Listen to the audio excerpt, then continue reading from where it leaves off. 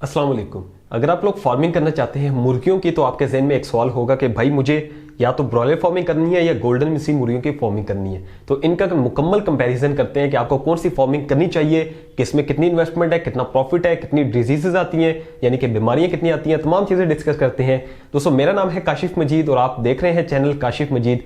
Welcome to my YouTube channel. अगर आपने इसको सब्सक्राइब नहीं किया तो बिजनेस आइडियाज और फार्मिंग वीडियोस देखने के लिए आप सब्सक्राइब कर सकते हैं, साथ बेल आइकन को लाजमी प्रेस कीजिएगा ताकि आने वाली नई वीडियोस आपको मिल सके।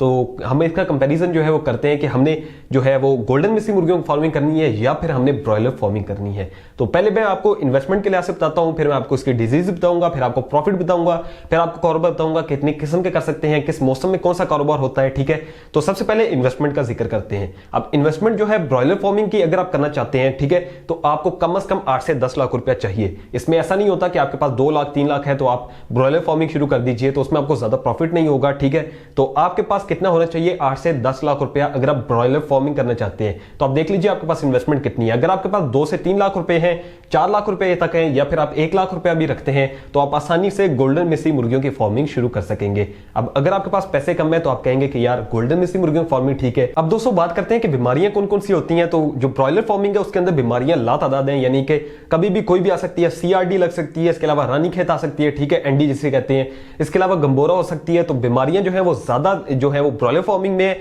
और गोल्डन मिसी मुर्गियों की फार्मिंग में ये आपको सबसे ज्यादा फायदा होता है कि इसमें जो बीमारियां हैं बहुत कम होती हैं, यानी कि देसी इसे मुर्गियां कहते हैं, तो देसी माहौल में सेट हो जाती हैं और इनको जो बीमारियों का अटैक है वो बहुत कम होगा।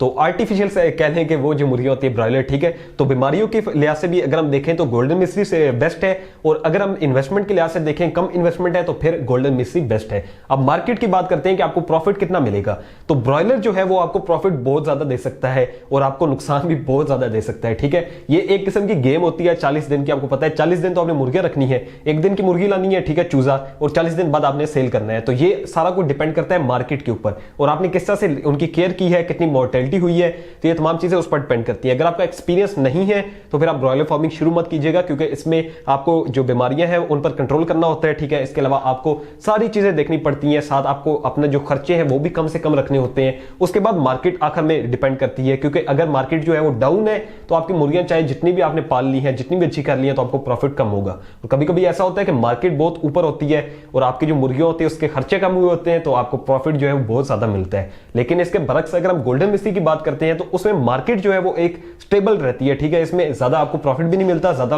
लॉस भी नहीं होता।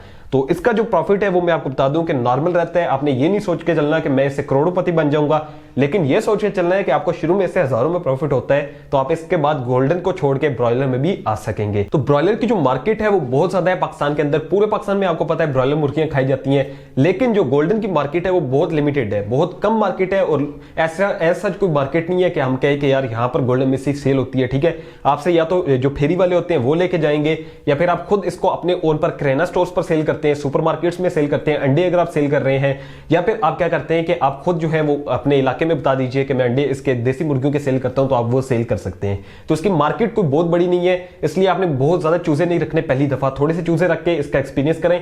अगर आपको लगे कि इसकी मार्केट आप कर सकते हैं तो आप इसको शुरू कर दीजिए। अब बात करते हैं कि हम गोल्डन मिसी में कितने किस्म के कारोबार कर सकते हैं। तो इसमें ढेरों किस्म के कारोबार हो सकते हैं। आप एक दिन का चूजा लेके 30 दिन का इसको सेल आउट कर सकते हैं, ठीक है, 35 दिन का।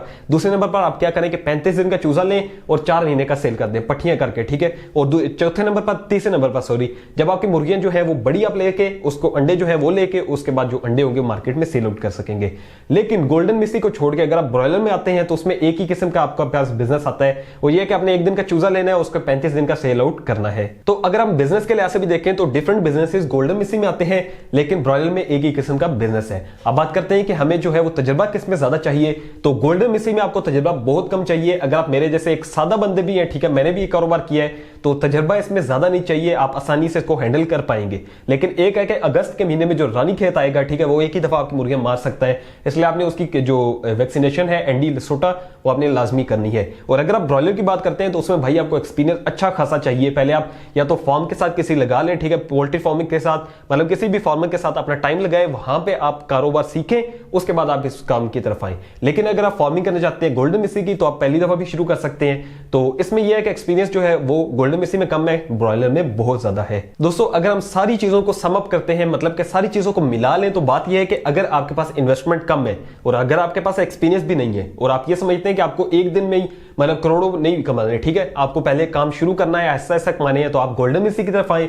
और अगर आपके पास इन्वेस्टमेंट ज्यादा है, आप समझते हैं कि 10 लाख 20 लाख रुपया है मेरे पास, तो आप फिर गोल्डन मिसी को छोड़ के या तो कारोबार पहले सीख लें या फिर कोई अच्छा हाईली मतलब के जो कारोबार समझ सकता हो इसको, ठीक है, उसको बंदा रखें, हाईली जो कहते हैं कि तो हाई क्वालिफाइड आपको बंदा रखना पड़ेगा। और मैं आपको ये सजेस्ट करूंगा पहले खुद सीख लें, ठीक है, बेशक आपके पास करोड़ों रुपए भी है, खुद सीख लें, वो ज्यादा बेस्ट होता है। जब काम खुद आता हो तो आपके जो नौकर होते हैं, ठीक है, वो आपको दो नंबरी आपके साथ नहीं कर सकते, आसानी से आप उसको हैंडल कर पाएंगे। अगर आपने कारोबार सीखना नहीं है, आप कहते हैं कि नहीं यार मैं सीख नहीं सकता, तो फिर फायदा भी हो सकता है और आपको नुकसान भी हो सकता है इसमें। मुझे उम्मीद है कि आपको ये समझ आ गई होगी कि मैंने गोल्डन मिसी रखनी है या फिर आपने ब्रॉयलर फार्मिंग करनी है। तो उम्मीद है कि आपको ये वीडियो पसंद आई होगी। अगर वीडियो पसंद आई तो इस वीडियो को लाइक जरूर करना। अगर आप चैनल पर नहीं होते तो फार्मिंग वीडियोस और बिजनेस आइडियाज देखने के लिए चैनल को सब्सक्राइब कर सकते हैं। मिलता हूं आपसे नेक्स्ट वीडियो में। अपना रखिए बहुत सारा ख्याल। अल्लाह हाफिज।